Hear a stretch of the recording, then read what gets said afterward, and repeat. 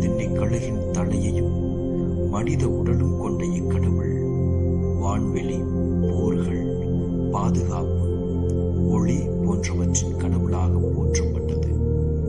மேலும் ஒரு கழுகு எவ்வளவு உயரத்திலிருந்து பார்த்திடனும் அதன் பார்வை மிகவும் கூர்மையாகவும் தெளிவாகவும் இருக்குமோ அவ்விதமே இக்கடவுளும் அனைத்தையும் கண்காணிக்கிறது